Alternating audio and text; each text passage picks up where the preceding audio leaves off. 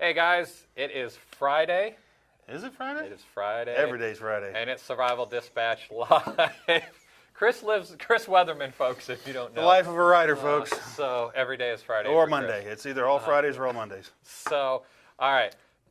Today we're going to talk about, EMPs, just kind of in general, prevention, what they are, how are they caused, what can cause them, and then prevention. What can you do with regards to preparation in your house, on the road while you're traveling. Yeah, and a lot of people always say, "Well, everybody always talk about EMP." Well, because that is like the worst thing, literally, that could happen to our country. Yeah. Very easily too, very easily. It's not and the most instant. Yeah, it's like we're good and we're not good. Yeah. So that's why we talk about that, guys. Because if you prepare for that, you can meet a lot of the other problems. And we'll also say that we have a couple of angry American fans out there, and they've been requesting that I do an EMP video. So here is your EMP video. So Chris knows a little bit about writing on EMPs. Why don't you go ahead, shameless plug. Oh, for the books? Yeah. Oh, well, if you haven't read them, you've lived under a rock. No, I'm just kidding. No, check out the Going Home in the Survivalist series, as Penguin like to call it.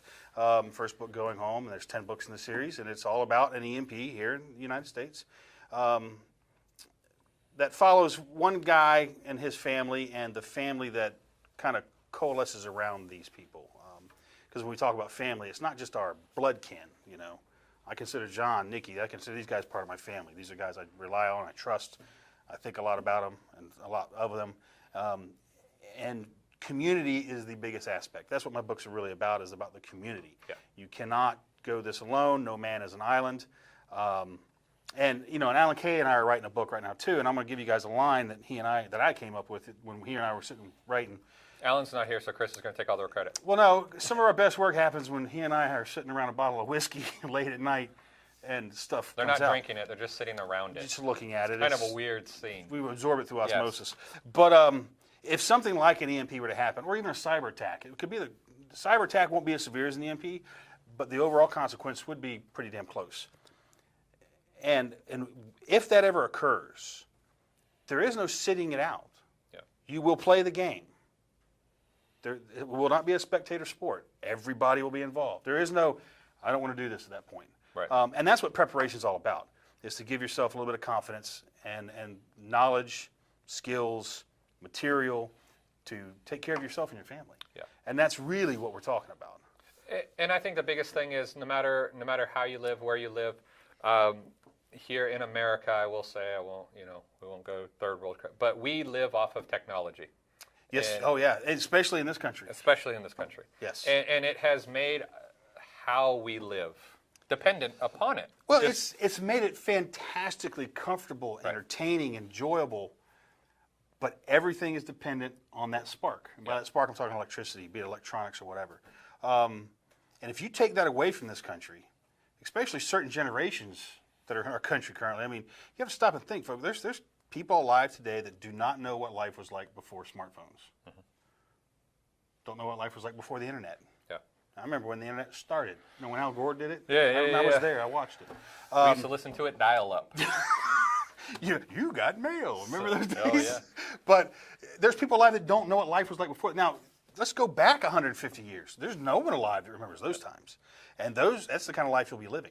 Yeah. So it would be a profound shift in society, and a lot of people are not going to deal with it well. Yeah. And so here we go.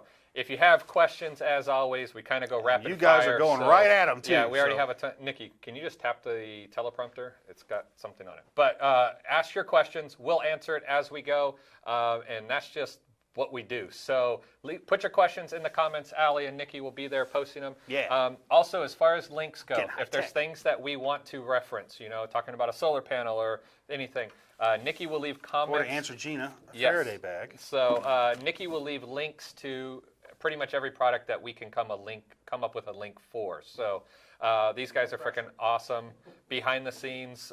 So thank you to them as well. So we're going to jump right into it. We have to keep Nikki behind the camera because he has a face for radio. And a voice for television. So the first question is from William. He says, I know things like a solar controller, et cetera, will be knocked out, but what about the solar panel itself? How do you protect the panel. Well, there's really only one item on a solar panel that can fail. It's a very small part, about 3 cents. It's a diode. There's one on every panel. That's really the only piece of electronic equipment on one. The diode would probably survive, but worst case, figure out what size diodes your panels have on them, spend $3, buy a bag and a soldering iron, you'll be able to repair them if you kind of need like a fuse in a car. Pretty much. You know, so, and that's pretty much, and that's kind of why they're built in there also. Yeah, well, yeah, they're there to prevent backflow and stuff like that, but, you know, EMP is a cumulative effect, I should say. So the more antenna you have, the more conductive antenna you have, the more load you'll absorb. So in your solar panels, the glass, the panel itself isn't conductive. Really, it's going to be the cable running to and from them. That's really the issue. So they're not as fragile as people think, and they'll probably survive just fine. But yeah, your charge controllers, inverters, all that stuff, unless you've got them protected very well, probably won't survive. Maybe. Best case is to have a backup on the shelf. So. And let's talk about that for just a little bit. This is a difficult topic. Yes. Just due to the fact that we've never had. Yeah, society has never experienced it. Correct. Yes. You know, and EMP and some solar flares. Yep. From a nuclear device detonated in the atmosphere. Yep. So you know, there's multiple ways that they can be caused, but we've never been able to record, examine the data, and come up with a solution. So, you know, the best thing we can do is try to prepare. And I think that's why EMPs for a lot of people are a difficult topic at times. You have the encampment of, well, shit, you can't do anything about them anyways, can't stop them, why try? Yeah. And then you have the, if I build a 2x4 and wire mesh Faraday cage, every single thing within inside of that is perfectly safe. Well, and there's another camp here, too, that has always bothered me in that I feel people are limiting themselves. And it's every piece of equipment, gear, anything they buy, their first question is, will this survive an EMP? Like, why have a GPS? If an EMP happens, it's going to go out. Well, because until that day, I'm going to use the damn GPS. Yep. You know, I'm going to use the electronics. I'm going to use as much of that stuff as I get my hands on. Don't limit yourself to that. Have plans for if that should occur, but the odds of that are slim, you know, but probably getting better really by the day. But you know, don't predicate your entire life around the fact that an EMP is going to burn all this crap up. You're not gonna if you want to live that way and think that way, sell your car, move into a log cabin in the woods. You know, I mean, live that way. Don't pretend like I'm not going to buy it because it's not EMP proof. So. Yeah, and we got that. You know, we got that a little bit. You know, last week conversation with your get home bags. It's like if your radio and your GPS and your watch and your flashlight, if all of it's going to go to anyways, why start by putting it in there? Because until that specific time happens, we get to use all of it. And again, like I said, EMP is cumulative. Yeah. How much antenna does this have on it? Not a lot.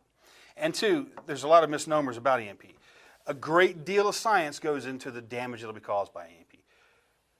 How high was the blast? What kind of blast was it? What's the orientation of the device to the blast when the blast occurred? How far away was it? How far away was it? There's a number of things. Was there any shielding between you and the blast? There's a number of things that go into it. You know, like in most cases, your cell phones are probably going to survive. They're probably going to work. Cell towers aren't going to work. Some phones will certainly die. Many cars will die. A lot of them, wait 15 minutes, they're probably going to start back up. Anything parked in a parking garage or underground, probably going to be just fine.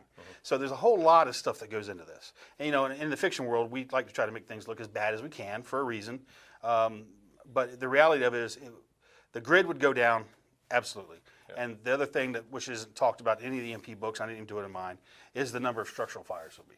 The substantial number of fires. A lot of places will burn to the ground. Yeah, and you know, and what I was saying though is with regards to not having the previous data in order to gear the future towards, you know, Chris and I, you know, living in Florida, we have a record of thousands of hurricanes. Yeah. Their paths, their strengths, their speed, everything. Yep. And based off of that, the state of Florida has introduced things like building codes, you know, hurricane straps, window shutters, different types of glass, because they have had the data in which to look at and say that will sustain that. We can almost guarantee it. Now, I say almost because you can never guarantee nothing's a guarantee. Yeah. But we've made preparations and to withstand the next event. Yes. EMP, it's difficult. Yeah, 'cause again, it's never happened. So there's a lot of guessing, but there's a lot of science behind this too, guys. So it's definitely worth taking the time to do things like Gina's question, how to build or buy the best Faraday cage. You can buy them. Survive Tech, we sell these. I had these tested in a government lab. They exceed mil-spec rating for RF, which is basically what EMP is. Yeah, and we're going to be releasing that video, right, Nikki? Nikki is like our Paul Schaefer. But Except they don't have a microphone. we're going to be releasing a video showing all the results of these bags, and these are the 2 bags that we sell on our site. The link is getting posted by Nikki now. Yep. This is the trucker bag. Yep. This is fantastic for putting a radio or GPS, radios. Your Baofeng will fit right in here. Yeah, and then throwing it in your cell phone. Because a cool thing with cell phones, like I said too, is you get a cell phone, especially a smartphone, you can put unlimited PDFs and whatnot on that thing. You can make it a survival tool. Throw it in here too. Yeah. Along with your radios, like I said, GPS handhelds. This thing here's great. So this is the vault. Laptops. Yeah, this is night the vault. vision. Night vision will fit in this one too, but it's tight. PVS 14 will. Yeah, this was really made to kind of Gina's question with regards to this is I would say a smaller Faraday cage in a way. Yeah. A great place to hide a ton of your electronics and stuff that you want to keep. And one of the things that we include with both of these are these Mylar bags. Now, a lot of people say that these will actually, have EMP, they're EMP proof. No, they're not They're at not all. EMP proof. They do help. They do help, but here's what these do. Yes. What these do is they create an insulative layer between an antenna, any type of metal that a product might have that's going in the bag and the bag itself. Because what's on the inside of this is actually a copper mesh lining, and that's what actually makes it reflect the coat. But if you were to say put like a Baofeng radio that has the metal part of the antenna, the receiver, if that were to touch a piece of metal on the inside of the bag, all you've done is made an antenna this big. A big antenna. So when you put it inside the Mylar bag, it then keeps it from touching. It creates and that goes for any Faraday cage. If you build a Faraday cage out of screen or metal cloth or whatever, you have to have a non-conductive layer between the equipment inside of it and the cage itself. They cannot come in contact with one another. And if you're building a Faraday cage, as in like a large one, you need to ground that thing too. That means ground rods, grounding cables, that sort of thing, to really lock it down. So, but as far as a quick and easy, the good thing too about these is your stuff's in it, you can grab this and go real fast. Yeah. Throw it in the car or whatever. And again, I'm not predicating this on it being an EMP, but if you need your stuff, something's happening, you can grab this and go. It's already organized, yeah. So this is what we sell, what we use. All of us in the room have them in our bags and at our house. So click the link, $49 for the pair. It's a fantastic deal. So, all right, next question. So, take this one. Well, this is more of a statement. He says, Statement. I can't tell who said it, but he says, I hope they address that EMP is part of MAD doctrine, and yes, our nukes will fly, and there's enough floating nukes at sea on boomer-class subs, you only have to worry till nukes fall. Yes and no. If we're talking about a nation-state actor, you're absolutely correct. If it's North Korea, Iran, Russia was to EMP us, China, then yeah, there's mutually assured destruction is part of that doctrine. But a rogue element or even a nation-state that doesn't want it to be obvious it was them could very well conduct an EMP strike against us, and we'd never know who did it. The Russians built a missile launch system that goes into shipping connex, can be put on a ship. When it's at sea, this thing can open up and launch a rocket. That can be done from a freighter off Long Beach or New York. We would never have time to react for that to happen. They could scuttle the ship as soon as it happens. We'd never know who did that. We'd never know. So it's not quite as cut and dry as the statement made it sound. But yeah, if we see an incoming nuke, we're going to be able to plot its trajectory, tell where it came from, and respond in kind. But the possibilities of even terrorist groups getting this kind of technology. I mean, the Houthis who are fighting Saudi Arabia now have some very sophisticated ballistic missiles. They could potentially pull it off with that. Mm-hmm. So it's not that. The hardest part is obviously the nuclear warhead device that's tuned to an EMP. So you got to have substantial money behind you. But it's not all nation states. So just bear that in mind. All right. So next question. You can take this one as well. No, I have a large safe with an electronic keypad. My recommendations to protect without having to replace the whole keypad. I have a big safe Champion, and I use the electronic keypad too. A lot of people are very much against that. But I can tell you for a fact, Liberty Safe tested their keypads for EMP, and they all survived. Again, antenna, how much wire is hooked to this thing, how much signal can it absorb.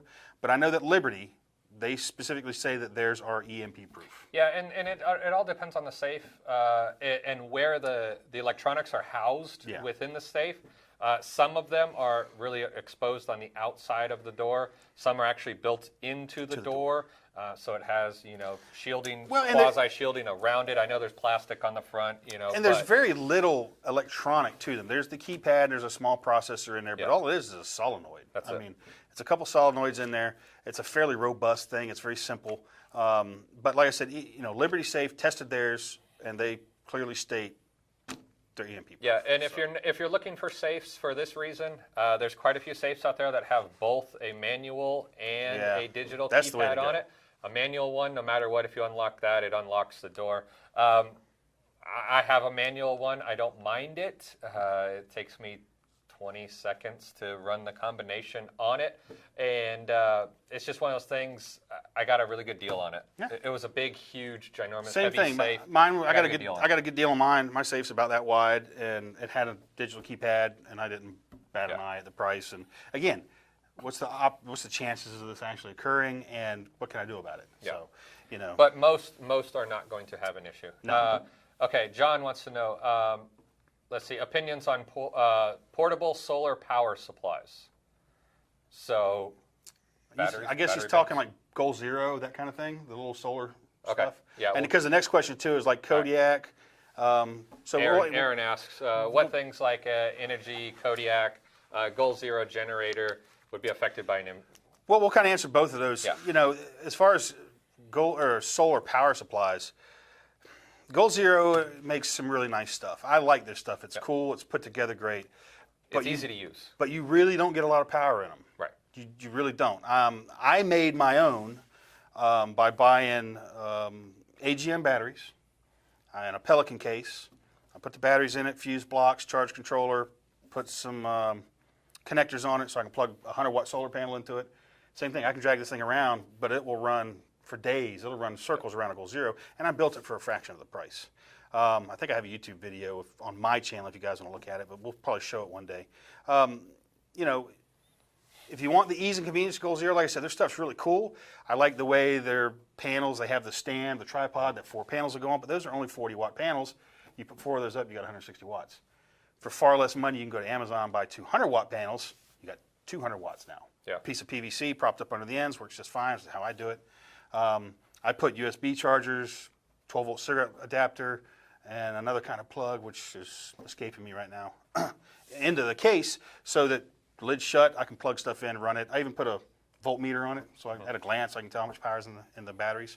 So, but yeah, most of that build stuff, it yourself. Most of the Goal Zeros have built-in fuses. A lot of these are protected for back feeds. If something were to happen, it'll pop the fuse before it starts frying circuit boards and stuff inside of it. So, and it also depends, on where you're going to store your devices as well.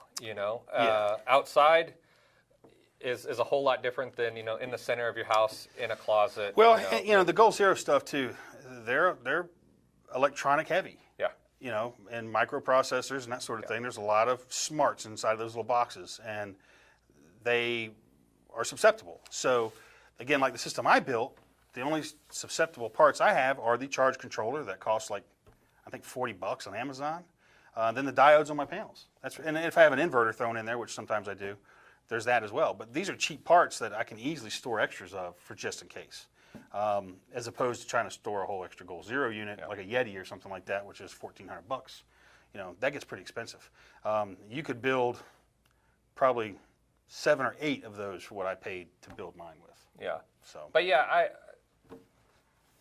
I would think they're pretty safe, though. Yeah, overall they're going to be fairly safe. And and if you've got the money and it's in your budget, get one. Have it now. Use it, and because you're far likely to experience a power outage due to natural disaster, floods, hurricanes, snowstorms, whatever, where that will come in handy and you'll need it, as opposed to just waiting for the EMP. We talked about that already, guys.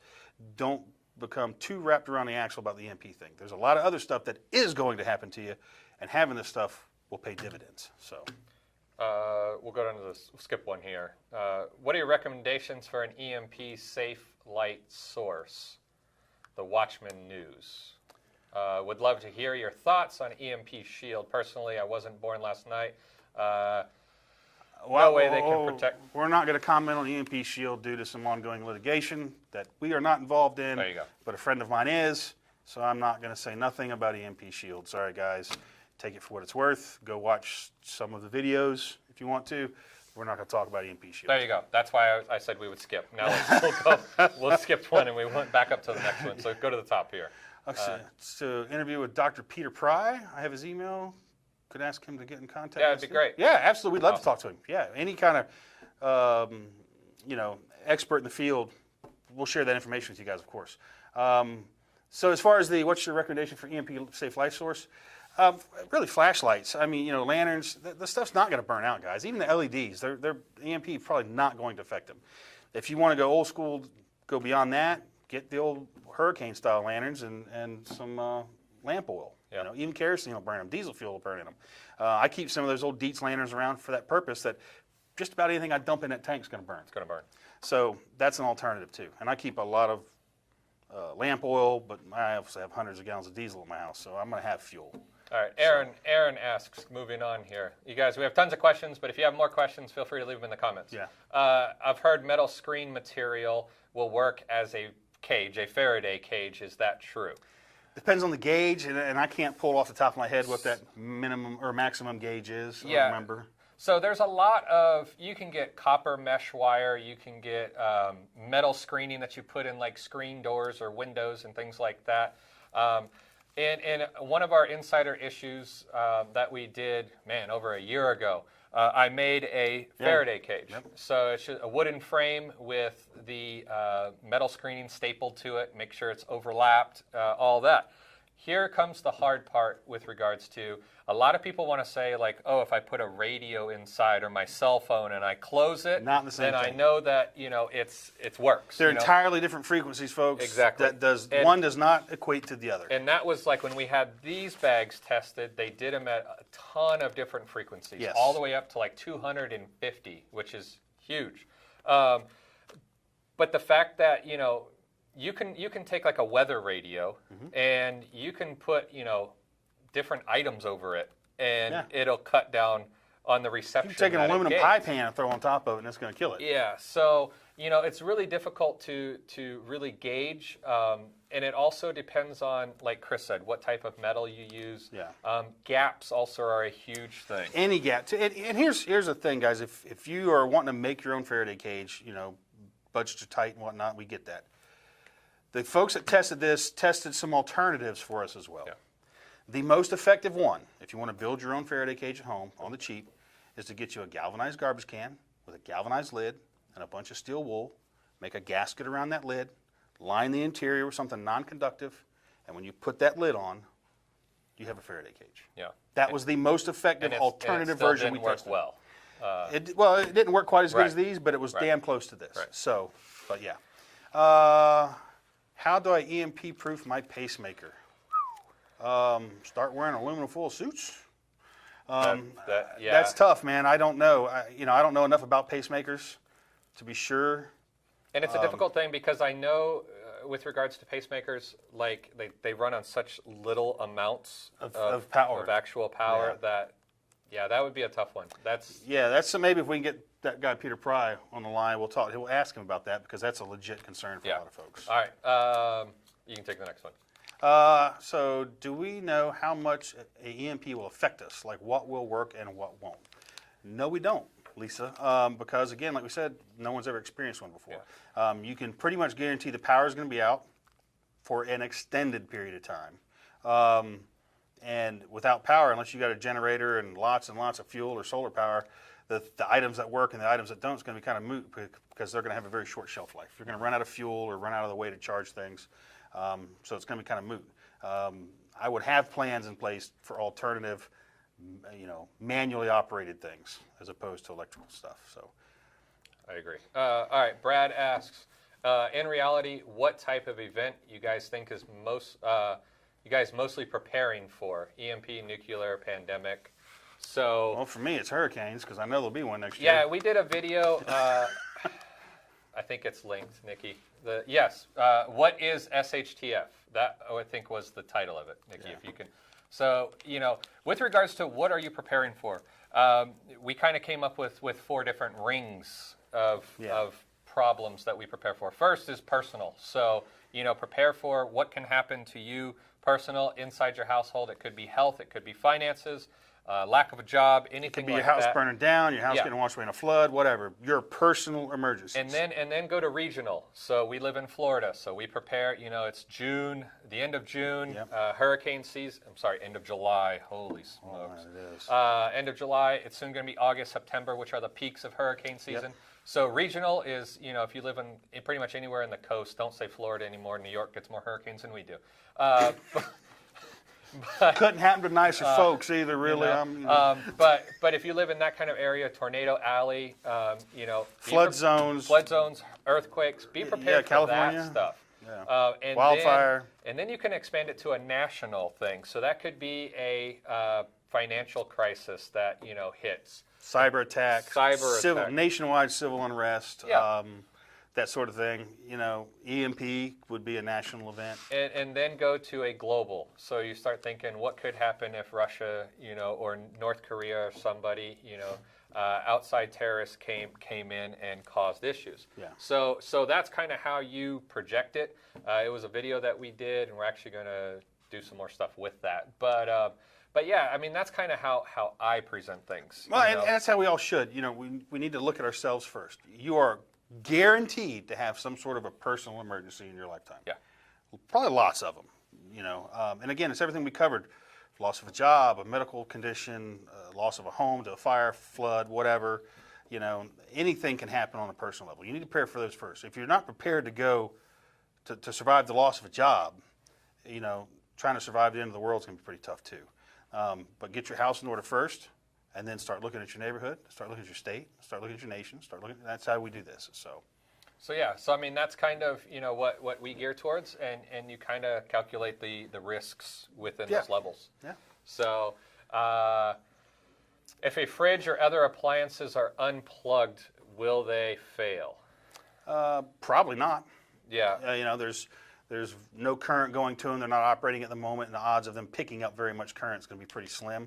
They'll pick up some probably, but probably not enough to hurt it. And refrigerators are fairly robust. I mean, unless you've got one of the crazy ones with the TV in it or some weirdness, then you've got too much money on your hands. I'm still trying to figure that one out. Yeah, I don't get it.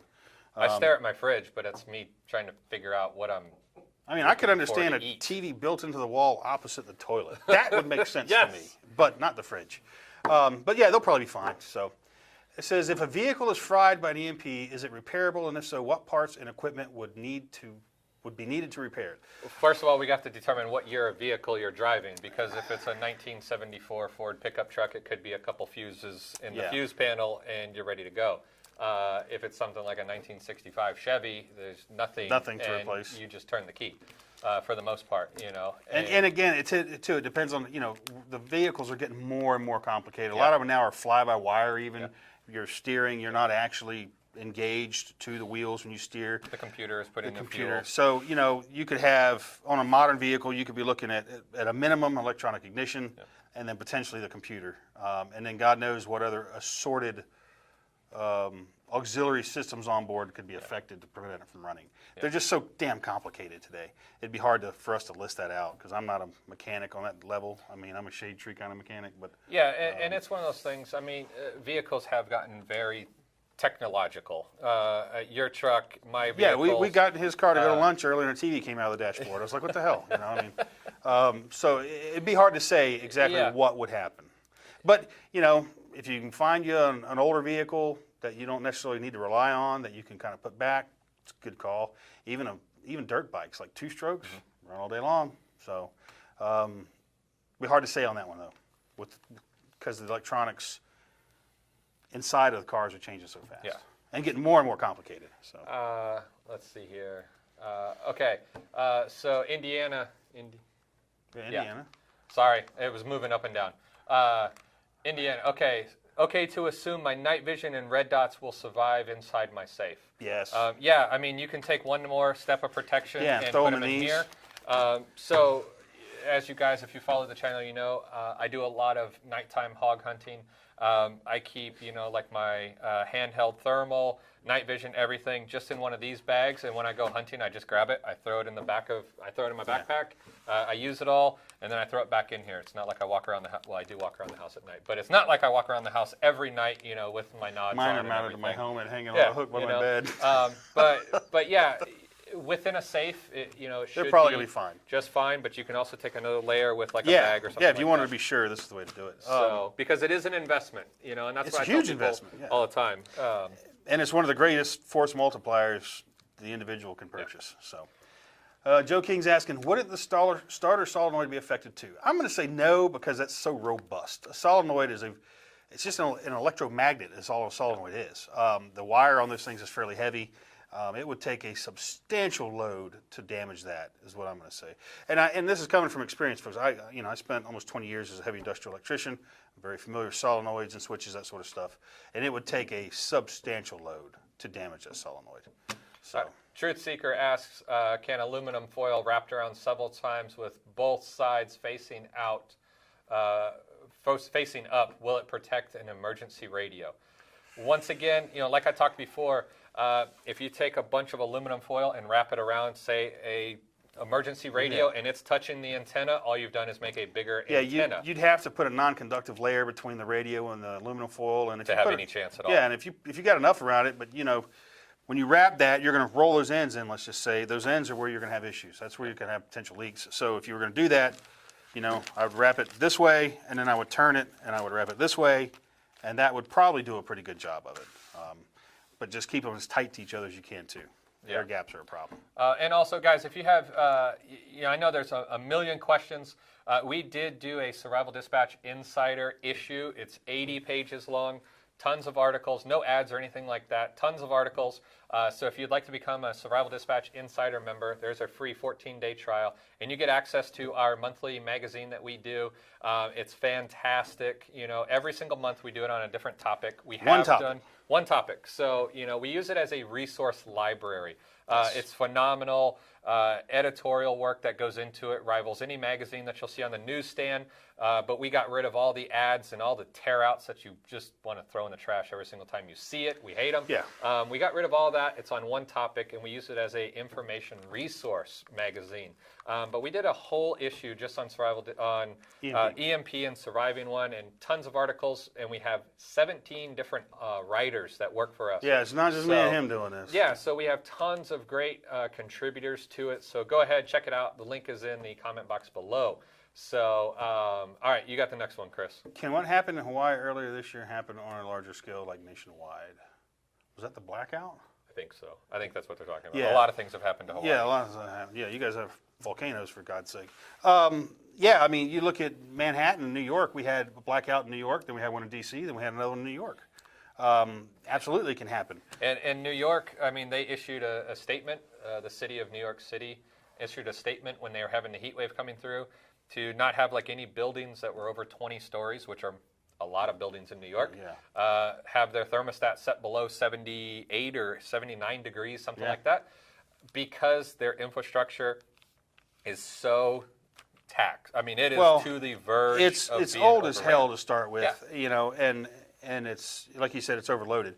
Just yesterday or the day before, I think it was, the Con Edison in New York cut power to 30,000 customers just because the load was getting high. So they just said, okay, no power for you. Yeah. So that's an issue. And the only way you'd have a nationwide style blackout like that could be through a cyber attack or EMP. Cyber attack is far more likely probably than EMP because we know that other nation states, other hacktivist groups, other terrorist groups have all accessed the networks. We know that. They've all been compromised. And it's really just a matter of a couple clicks on a mouse for these people to fire off the weapons they've left inside of those systems. So it can happen. Yes, it can happen. And if a grid failure was to occur, you're going to be looking at It's the same kind of loss of life and such as like an EMP if it was nationwide. You know, Ted Koppel's book Lights Out, if you haven't read that, great read. You'll see how woefully unprepared our government is in the event this should occur. Yeah. Scare the hell out of you. All right, Scott asks, I had to grab these real quick. Scott asked, will it affect batteries? Will an EMP affect batteries in a system? Well, no. I think he's talking like a solar system, like a solar system, big batteries. Yeah. Yeah. So the biggest thing is most batteries will be just fine. Yeah. I grabbed these. This is an Olight CR123 battery, and this is a Phoenix AA battery. These are both rechargeable batteries. They actually, and this is part of a kit that I have in one of my bags. These both take micro USB cables, so you can charge these batteries off of like a power bank, anything like that, with just a micro USB cable. It plugs right in. Now these have circuitry in them, Yes. so it's a big difference. So Yes. it all kind of depends on what kind of batteries you're talking about. But like a regular, Energizer Duracell battery, not going to have any issues. But specialty batteries, you could run into. And in some. your solar system, it could be a coin toss, depending on how the EMP affects your particular area. Again, looking at orientation, distance, and yield and all that stuff. It could potentially overload those diodes in your panel, and it could send it back into your inverters and your charge controllers and potentially your batteries. But I would think that your inverters and charge controllers would burn up first before it got to your batteries. But again, these can be massive loads, so it potentially could, but I wouldn't call it a high probability. And So yeah. yeah, and we would like to say thank you to everybody that's watching us on YouTube, on Facebook. Absolutely, guys. We're Thanks for tuning expanding. in. We're working on Nikki got us some new software up and running, so now we're going to be running live on multiple platforms. So no matter if you're on Facebook, YouTube, even Instagram coming here next week, we're going to just be sharing it everywhere. So we appreciate every single one of you guys out there. So, all right, next question.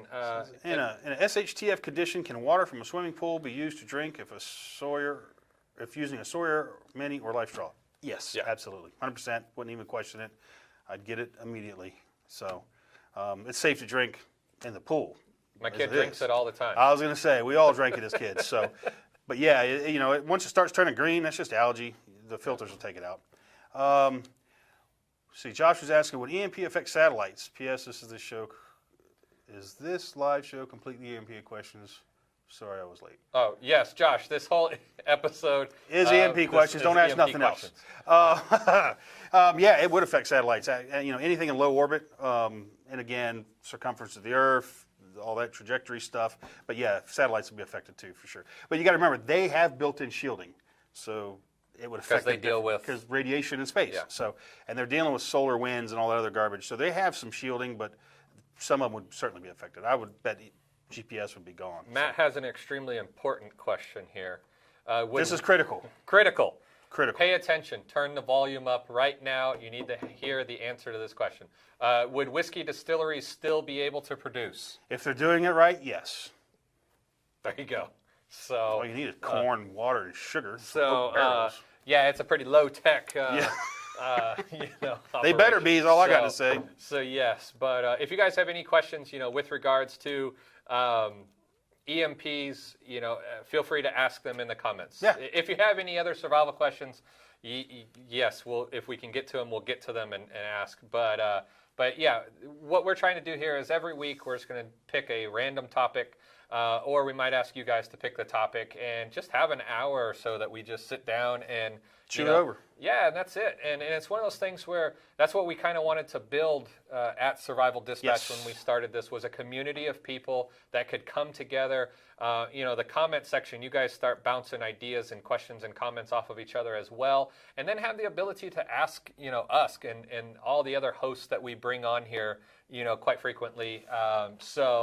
It's really what we wanted to create, and this is just part of it. Yeah, it's just part of it. We got another question. Lisa's asking, if you had a holding tank underground, would your electronics be safe in that if an EMP would hit? The answer is a big maybe.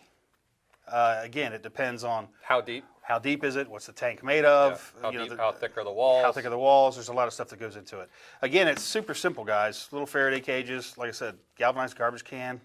It works. So, would a solar flare be more likely to happen than EMP? I'd say the odds of those are about even, really.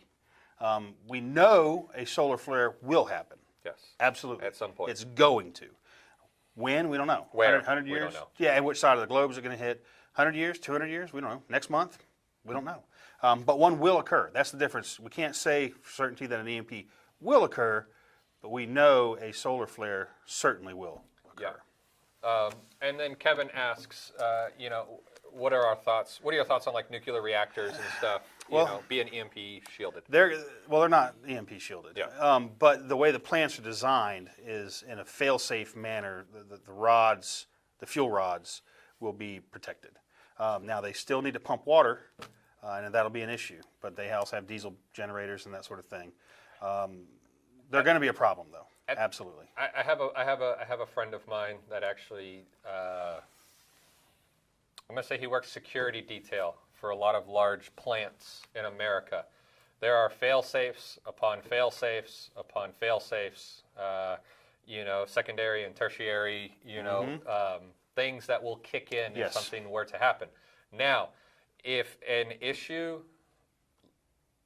situation lasts long enough, that's when those would start to become an issue. Like, yes, they have, like Chris said, generators and pumps that are going to feed water into the rods and keep them cool, keep them from melting. That's as long as there's diesel to go into those generators. Yes, and a way to move it and all that other stuff. Yeah, so there's a lot of contingencies. But,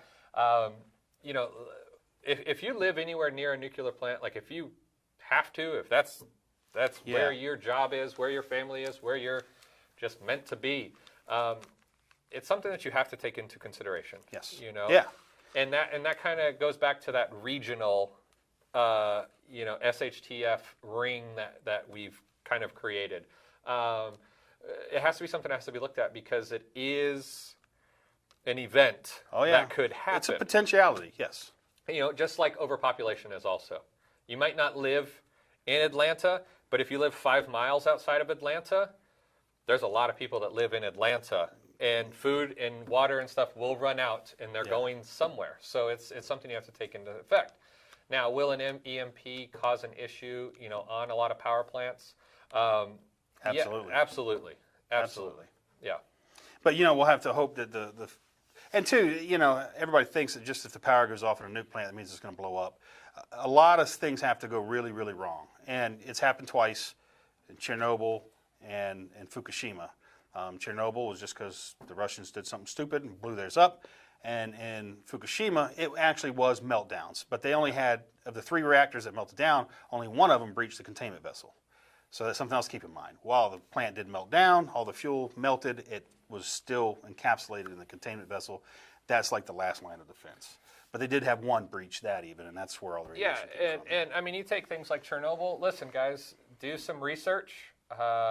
I watched a documentary on Netflix the other night. I watched it a few weeks ago. It was really good, too. Yeah, if you haven't watched it, watch it. Yeah. Oh, yeah. Yeah. But it showed maps of, wind flow that collected the radiation and moved it, and how many people had to be evacuated. And if you watch the Chernobyl miniseries, there's like a 5. No, I haven't watched that one yet. That's really good. What's interesting there is the number of people that were highly exposed that didn't die. Yeah. Like right away. I mean, they died, some of them decades later. So it kind of opened my eyes as to what you thought it was isn't necessarily how it really works. And 2, it gives you a really good idea of what radiation poisoning looks like and how fast it can manifest. On some of these guys, it was immediate. Yeah. But when you're looking over the handrail into the melted down reactor core, that's a bad idea. Don't do that. All right, next question here, Chris. As far as affecting satellites, are you talking man-made EMP or a sun's coronal mass ejection? Both. Both of them can do it.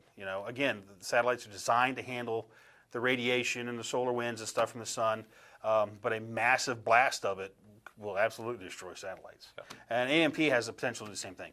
And again, you got to think there's low Earth orbit, mid or high. It's a number of factors go into it. Again, even orientation of the satellite to the blast, all sorts of things. But yes, it's an electronic device hanging out in space. Although robust, it will probably be affected. So. Yeah. Maybe you already answered. It says, any ideas on low-cost ways to make a small Faraday cage or box? Yeah, rewatch the video. We did answer that. Give them the 10-second version. Galvanized garbage can with steel wool for a gasket. There you go. That's your low-cost. Do it. with something non-conductive inside, rubber, foam rubber, anything like that. Do y'all recommend any books pertaining to disaster survival? I recently read One Second After, and it truly opened my eyes to EMP type events. Are you wanting like fiction or nonfiction? Let's just go with both. So first is Lights Out, I think. Lights Out? Oh, yeah. Oh, Koppel's book? Or? Yeah. Yeah, I would, well, Lights Out by Ted Koppel is a great book to read, to give you an idea of just how, like I said earlier, woefully unprepared our government is to respond to these type of events. And it gives you some ideas there, too. And in the fiction world, if you haven't read the Going Home series, shameless plug, go ahead and do that, too. But there's a number of good ones out there. And when you look at some of these books online, look at the ASBOTs. That's how you'll start seeing what other folks are reading, too, to go along with that. And follow Survival Dispatch. If you're not a member, become a member. You'll get a lot of really good info here on how to prepare for this stuff. Yeah, and and there's a lot of stuff.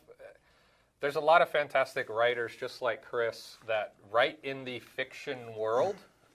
But they write also based off of facts that they know or events that they've gone through in life. They just put it in an entertaining fact is always stranger than fiction, and you can't make the best stuff up. Yeah, so so it's one of those things where there's a lot of really good books out there.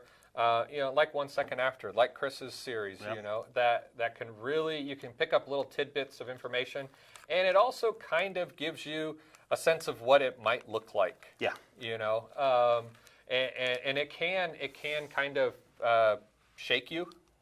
Yeah, it can be a little disturbing. It's like I said, when I was with Alan over the weekend, we were following all the stuff when Iran was seizing tankers, and so we were following that as we were working. And I made the comment, I'm like, it sucks to be so aware sometimes. It can be paralyzing if you allow it. When you're so aware of all the stuff that's happening in the world. I follow news from all over the globe, like we're doing this, but my phone's probably filling up with stuff that I need to read. But I'd rather know and filter it out as opposed to not know and be caught by surprise. So. All right. Aaron wants to ask, let's see, how do you address the issue of younger children possibly being more affected by a loss of electronics? I'm going to let you answer that one with Grayson. I know he's got his own iPad. It all varies. One of the things we have to realize is with a lot of younger kids, so I have a 4-year-old, okay, so I got a young one at home. He likes to watch an iPad and watch a movie and things like that. There's an age where they have adapted to that as a lifestyle. Like, we did not have an iPad. A TV weighed like 80 pounds. We had an Atari. I didn't even have that. But, it's one of those things where they have adapted to having that within their life. It can be broken. They can live. It's not a necessity. But it's also one of those things where Chris and I talk about it all the time. If there was to be an SHTF situation, grid down, whatever you want to call it, a part of your survival preps are trying to make life as normal as possible. Yes, comfortable. Comfortable. And two, the kids, as far as the kids, the reliance on electronics and the connection they have to them, a lot of us, that's our fault. Yes. Because how easy is it when the kid's being a little fussy when they're young to hand them a phone with a video playing or hand them an iPad, because they'll sit and occupy them for hours. Yeah.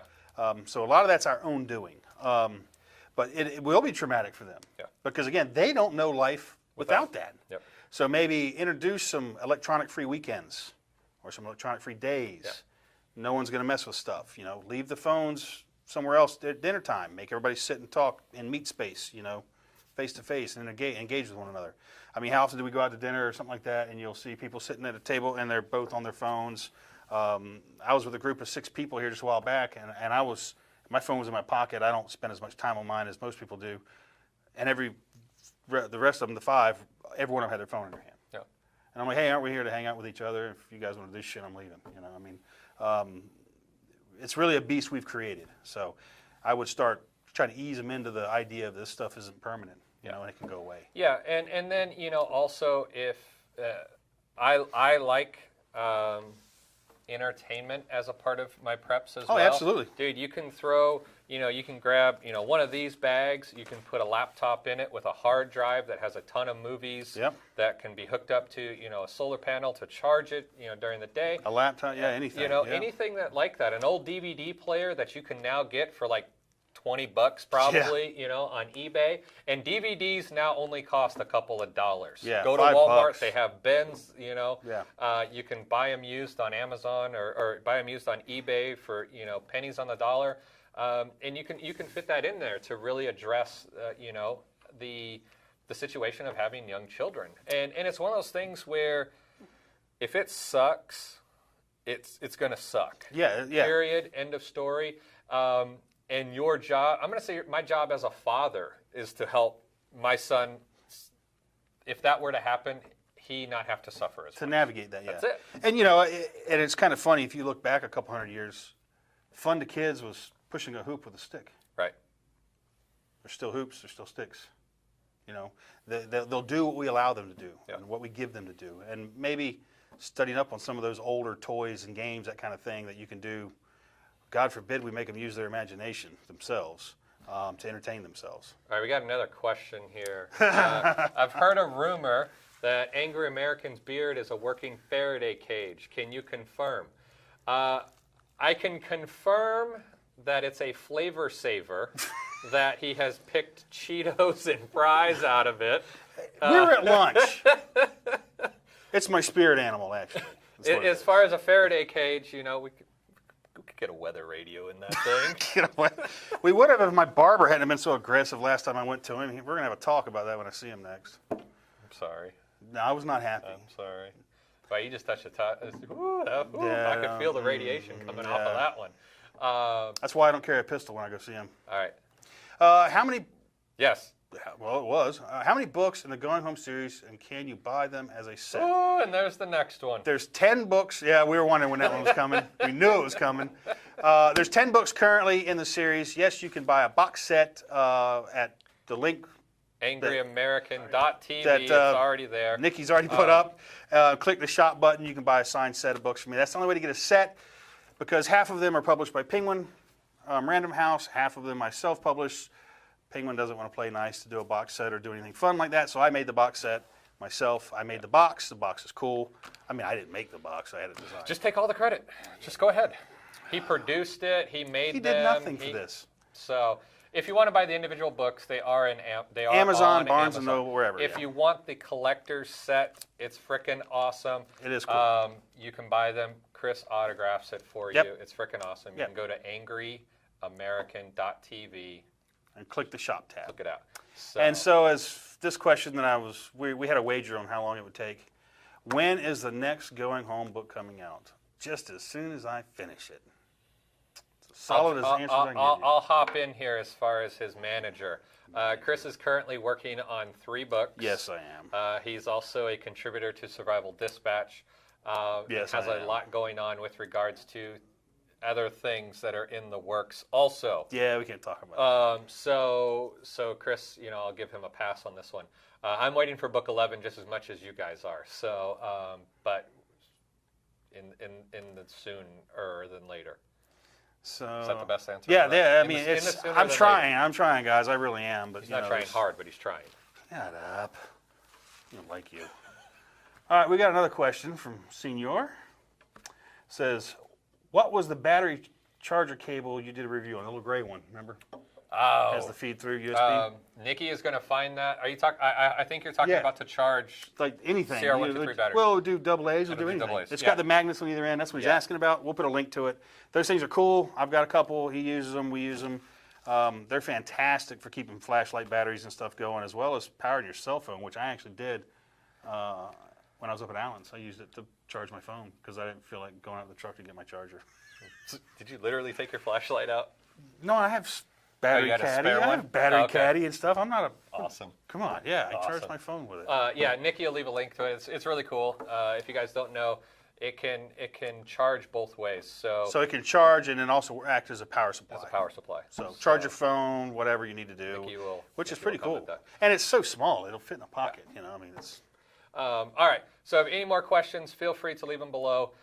We are going to hop off here because Chris and I have some more work that we have to get done. That's a 4-letter word, man. Whew.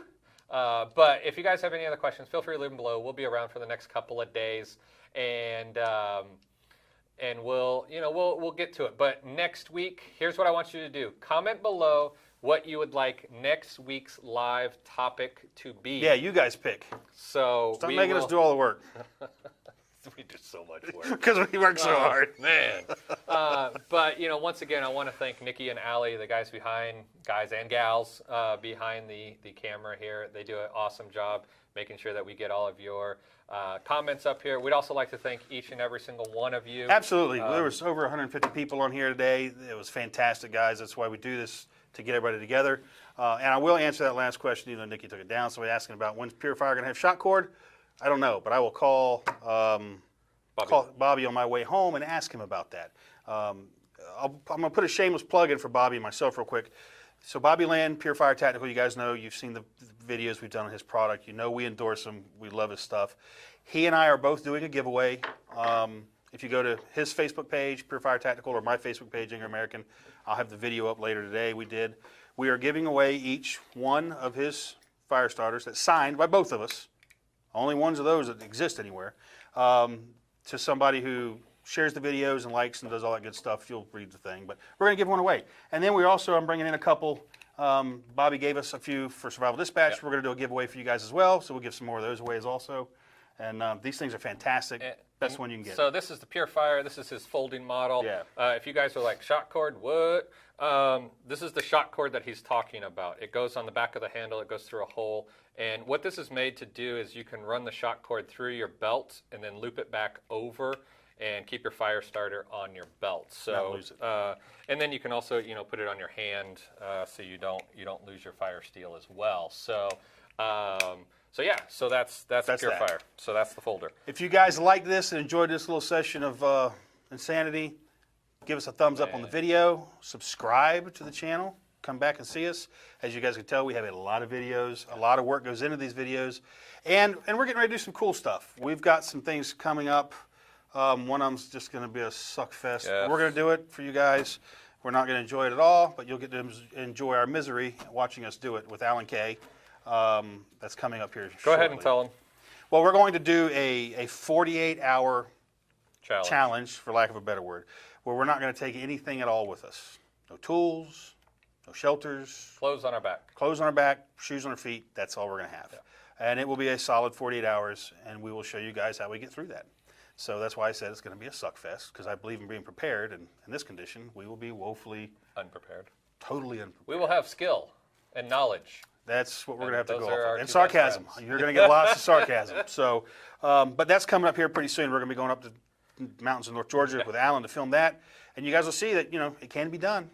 And you'll see why we talk about having EDC and having a bag and being ready, because it's not going to be fun. So we thank each and every one of you guys. We hope you have a fantastic weekend.